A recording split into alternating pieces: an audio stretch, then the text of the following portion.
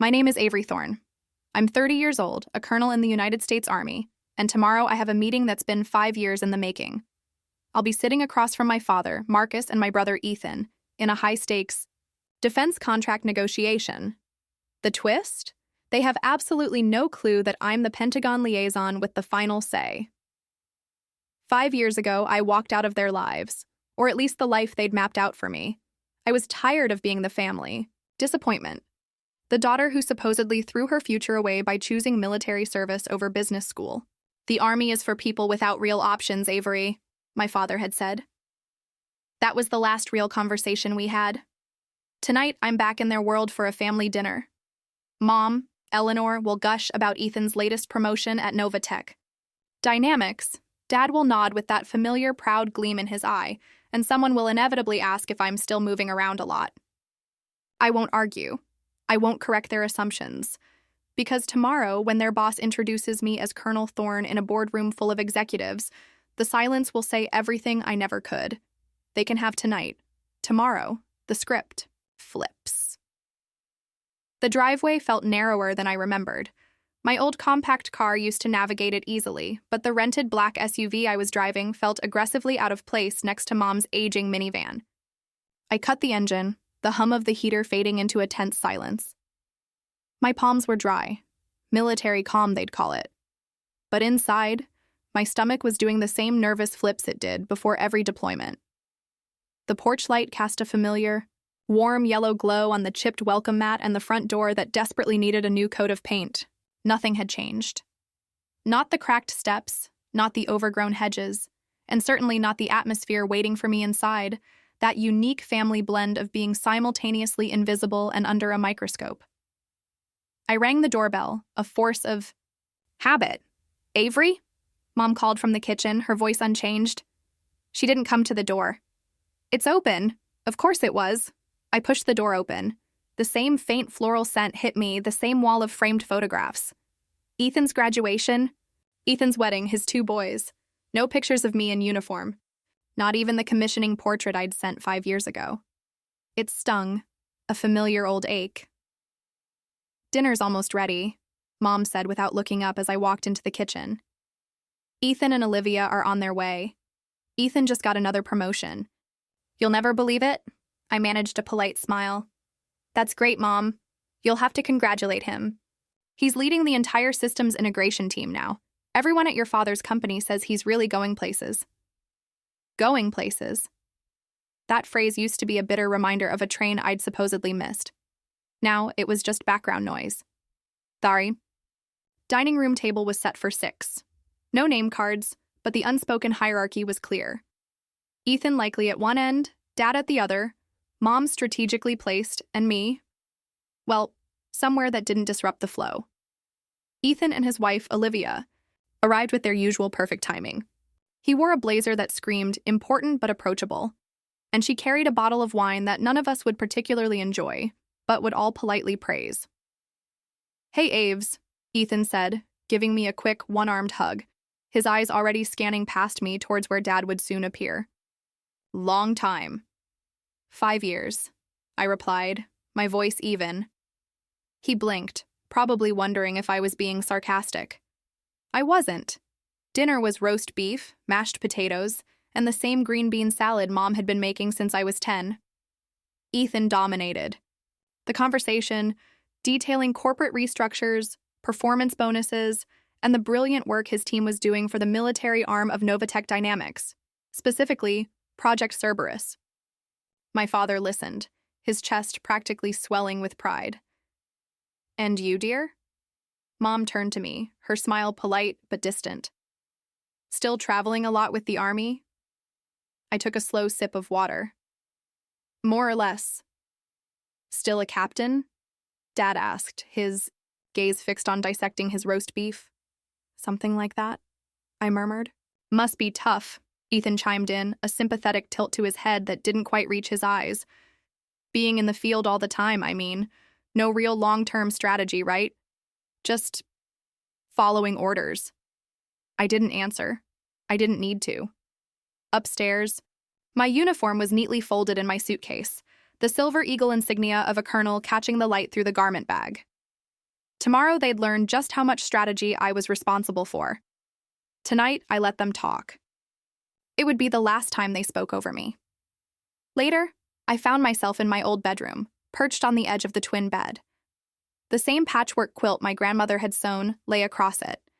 The walls were a museum of a version of me they'd once approved of. Basketball trophies, honor roll certificates, college acceptance letters. Every achievement was frozen in time, right before I joined ROTC. After that, in their eyes, I became a cautionary tale. There were no framed articles about my cybersecurity awards, no photos from my deployments, no certificates marking my promotions to major, then lieutenant colonel. The most significant accomplishment of my life, becoming a full colonel in the U.S. Army Cyber Command by the age of 30, was invisible in this house. I remembered the day I told them about the ROTC scholarship. I'd braced for hesitation, maybe even disappointment. I hadn't expected disgust. My father had looked at me as if I'd set fire to my own future. "The military is for people who don't have real potential, Avery," he'd said, his voice cold. "You were always meant for more." He meant his version of more, an MBA, a corner office at Novatech, ideally under his wing. It was always supposed to be Ethan, and when Ethan seamlessly stepped into that preordained role, the family narrative was cemented. I wasn't the daughter who chose a different path. I was the one who wasted hers. Downstairs, the murmur of their voices, punctuated by Dad's deep chuckle and Ethan's confident boom, was the sound of a tribe celebrating its chosen successor. I'd grown used to being on the outside of that sound. But the irony tonight was almost too perfect. Ethan just promoted to lead the systems integration team for Project Cerberus, the very military contract I now held the reins on. He didn't? No. None of them did. Tomorrow, at 0900 hours, I would walk into Novatech Dynamics in full uniform. I would brief the executive board as the Pentagon liaison for Project Cerberus, and I would evaluate the same technical strategy Ethan had been boasting about at dinner. Back in my room, I opened my suitcase and carefully lifted out my uniform. Midnight blue, pressed to perfection.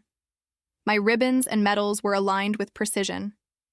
The colonel's eagles on my shoulders gleamed softly. I checked for stray threads, polished the buttons with a cloth I always carried. My hands moved with mechanical calm, ritual over emotion. Tomorrow wasn't about revenge. It was about precision, presence, and performance. It was about finally letting them see who I had become, in a language they couldn't interrupt or ignore. The next morning, I arrived at Novatech Dynamics 15 minutes early. The parking lot buzzed with employees in crisp business attire, lanyards swinging as they hurried through security. I pulled my rented SUV into the reserved spot marked Military Liaison, DoD Authorized. Stepping out in my Class A uniform, I adjusted my collar. Heads turned. Some people stared openly. Others subtly straightened their posture. No one questioned my presence. "Good morning, Colonel," the guard at the main entrance said, his voice sharp and respectful as he scanned my badge. It was the kind of greeting I'd never received in my father's house. Inside, I bypassed the reception desk and took the elevator directly to the executive floor. I'd memorized the layout weeks ago. No surprises, no hesitation. When the elevator doors opened, the first person I saw was Ethan. He was near a hallway window, idly flipping through a presentation on a sleek tablet. His posture was relaxed, confident, until he saw me. He blinked, his mouth falling slightly open. "Avery? What is that?" I didn't break stride. "Good morning, Mr. Vance. I'm here for the project review." Behind him, my father's voice boomed as he rounded the corner, deep in conversation with two men in identical Navy suits. Then he saw me. He froze mid-sentence. "Avery, what's going on? Why are you dressed like that?" His eyes narrowed, darting from me to the other executives, confusion warring with a dawning unease. Before I could reply, a tall woman with striking short white hair approached. Isabel Moreau, the CEO of Novatech Dynamics. She stopped short when she saw me, and then her expression broke into a warm, professional smile. She walked directly towards me, extending her hand. "Colonel Thorne, I didn't realize you'd be attending in person. It's a pleasure." I shook her hand. "Ms. Moreau, I was in the area and thought it would be beneficial to sit in on the briefing myself." "Absolutely. You elevate the room just by being here," Isabel said with a slight chuckle. Then, turning to the stunned group behind her, which now included my father and brother, she announced, "Everyone, for those who are unaware, this is Colonel Avery Thorne. She is our Pentagon liaison for Project Cerberus and holds final approval authority for all military integrations on this project." It felt like all the air had been sucked out of the hallway. I didn't look at my father or Ethan then. I didn't need to. Their utter stunned silence told me everything. We entered the conference room. My name was already on a placard at the head of the table next to Isabel Moreau's. I sat, reviewed my notes, and waited. The Novatech team began to filter in. Directors, engineers, project leads. Each one introduced themselves to me with the careful, deferential politeness reserved for someone who could greenlight or halt millions in funding. Some looked surprised that I was relatively young, most were surprised I was a woman. None questioned it twice once they saw the eagles on my shoulders. Ethan and my father were the last to enter. They took seats further down the table, their movements stiff, their faces pale and unreadable. The meeting started promptly at 0900. Isabel opened with brief remarks, then turned the floor over to me. "As we begin, I'd like to thank Colonel Thorne for joining us in person. Her oversight has been invaluable, and her technical guidance has already significantly refined key aspects of our cyber protocol design." I stood, briefed the room on current project milestones, and then outlined critical changes I expected to see implemented before the next round of funding was released. I made eye contact with every person who spoke. I asked pointed questions. I requested specific documentation. Then it was Ethan's turn. He stood slowly, clearly unsettled. "As systems integration lead," he began, his voice faltering slightly, "I've been developing a new rollout strategy for Phase 2. I believe it aligns with our performance targets." I waited, arms crossed, letting him finish his presentation. Then I spoke, my voice neutral, professional. "Mr. Vance, could you clarify how your proposed methodology accounts for the latency thresholds specified in our last Pentagon memorandum?" He blinked, flustered. I can revisit that portion." "You'll need to," I stated, my tone firm, but fair. "Our benchmarks are non-negotiable. Please revise the protocol draft and submit it to my office by close of business Thursday." He nodded quickly. "Yes, Colonel." For a moment, the room was utterly still. Then, we moved on. I took control of the next discussion item as if nothing extraordinary had just occurred. But everything had. The meeting concluded just after noon. Isabel wrapped up with a few remarks about transparency and collaboration, then turned to me. "Colonel Thorne will remain on site through tomorrow for follow-up assessments. Please extend your full access and support. This project is critical to both national security and our future partnerships." As people began to file out, I felt their eyes on me.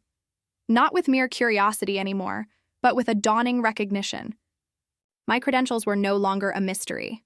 I had earned my seat at this table, and they knew it. My father hovered in the hallway afterward, just outside the glass walls of the conference room. He looked like a man who'd walked into a room expecting applause and found a tribunal instead. "Avery," he said, his voice strained, once we were relatively alone. He was still searching for that old tone of authority, but it eluded him. "We need to talk." I nodded. "Your office." He hesitated, then gestured down the hall. Inside, the air felt even heavier. My mother was already there, seated stiffly in a visitor's chair. Ethan stood by the window, arms folded, jaw tight. The three of them, my childhood jury, assembled once more. I didn't sit. I stood at ease, hands clasped behind my back, calm and unapologetic. "You've been a colonel for how long?" my father asked finally, his voice hollow. 6 months, I replied. 6 months, he repeated, the words sounding foreign on his tongue. "And you didn't tell us."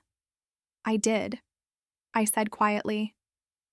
"I sent invitations to my promotion ceremony. Emails, articles, I left voicemails. None of you responded. He opened his mouth, but my mother interrupted, her voice softer, tinged with a dawning regret. We didn't know what it meant, Avery. Colonel, it sounds important, but we didn't understand. Why didn't you explain it more clearly? Because, I said, my voice even. I stopped trying to justify my worth to you. Every time I called, the first question was about Ethan's projects, or your quarterly numbers. You never asked about me, not really, unless it was to suggest I quit the army and come home. We thought you were stuck, Ethan said, his voice low, finally turning from the window. Like you were just moving from base to base, never really? Going anywhere. I looked directly at him. Last night, Ethan, you said that people in the military just follow orders. You even laughed a little when you said it. He shifted uncomfortably, his gaze dropping. I didn't know you were doing this. You never asked, I said again, the simple truth hanging in the air. My mother reached for her purse, then paused, her hands trembling slightly. Avery, I don't know what to say. We should have been at your commissioning, your graduations, all of it. I think I thought you were pushing us away. No, I said, my voice softening just a fraction. I just stopped hoping you'd show up. The silence that followed was thick, uncomfortable, but necessary. My father cleared his throat. So, what do you want now, Avery? A public acknowledgement? An apology? A headline in the company newsletter? I shook my head. I want nothing more than what I've always deserved. Respect. Respect for my work, for my decisions, for the fact that I didn't fail just because I didn't follow your blueprint. Ethan finally stepped away from the window. His expression changed. You evaluated my presentation today, and you were fair, he said, his voice quieter now, stripped of its earlier bravado. You didn't try to humiliate me. I wasn't there to humiliate you, Ethan, I replied. I was there to do my job. He nodded slowly. It was impressive. Honestly, Avery, you were commanding. It might have been the first genuine compliment I'd ever heard from him. My father stood but didn't move closer. You've built something we didn't understand, he said, his voice rough. And that's on us. We thought we knew better. We didn't. For the first time, I saw true hesitation in his eyes. Not defeat, but the beginning of something new. He extended his hand, not for show, not as a corporate gesture, but in a way I recognized from every military promotion ceremony I'd ever attended. A quiet, profound offering of respect. Colonel Thorne, he said, his voice thick with emotion. I owe you an apology. I underestimated you, completely. I took his hand. His grip was firm. There was no bitterness left in me, just a sense of closure. I accept, Dad. My mother blinked rapidly, a tear escaping and tracing a path down her cheek. She stood. We'd like to try again, Avery, if you'll let us. One step at a time, Mom, I said, and for the first time in years, I believed that might actually be possible. 6 months later, my apartment in Washington, D.C. was quiet but felt full. The open-plan living room overlooked the Potomac, the clean lines of the city skyline stretching beyond the windows. My bookshelf held a carefully curated collection. Military medals tucked between cybersecurity textbooks, a few framed mission commendations, not an overwhelming display, but enough.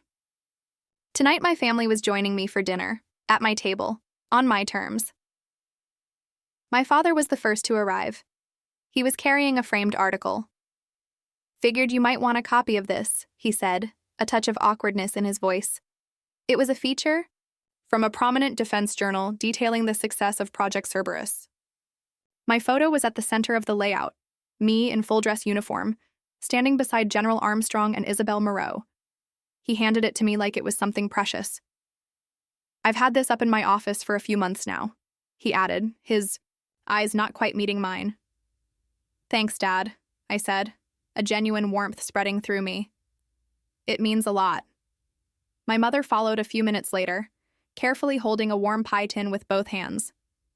"Apple," she said with a small, tentative smile. "Still your favorite, right?" "It is, Mom. Thank you." She glanced around my apartment, taking in the order, the minimalist decor. "It's so clean, so organized. I don't know how you keep it like this." I almost made a joke, military habit, but decided against it. She was trying. It didn't need a commentary.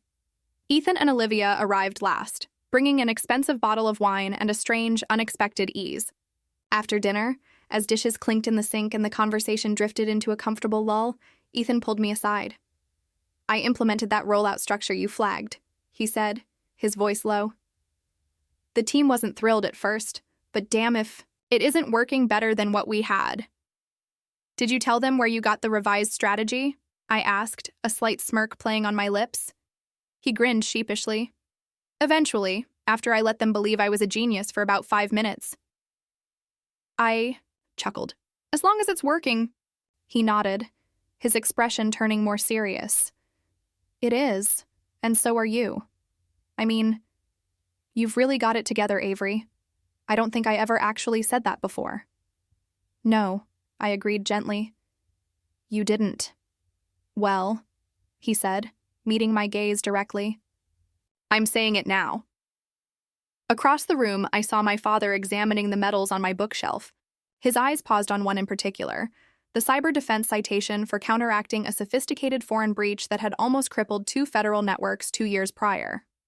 "I read about that one in the news," he said quietly, without turning around. "Didn't realize at the time that you were leading that op." "I was," I answered simply. He didn't say more. He just nodded slowly. It wasn't a parade. It wasn't some dramatic movie ending. But it was real, and that, I realized, made it infinitely better. Later that evening, over coffee and my mother's apple pie, my father raised his glass in a quiet toast. "To Colonel Avery Thorne," he said, his voice clear and steady, "who proved that your true worth isn't found in following someone else's path, but in forging your own with courage and distinction." We all raised our glasses. I looked around that room, at my family, and saw something I'd never truly seen from them growing up. Genuine recognition. Not pity, not reluctant tolerance, but the kind of earned respect that no one could ever diminish or take away. And in that moment, I knew something profound.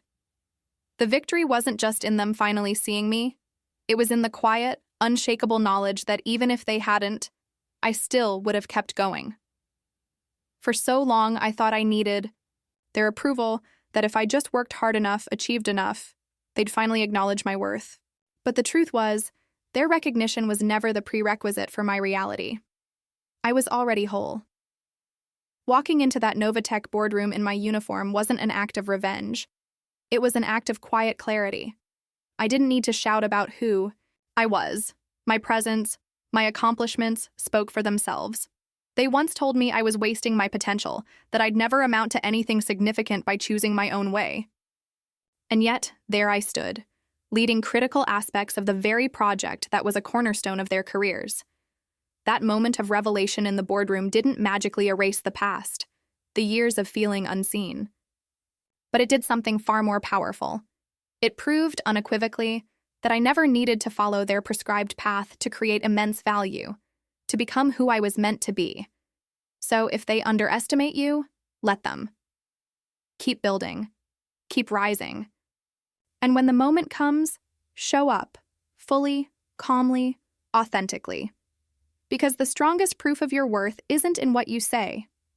It's in who you've quietly, steadfastly become.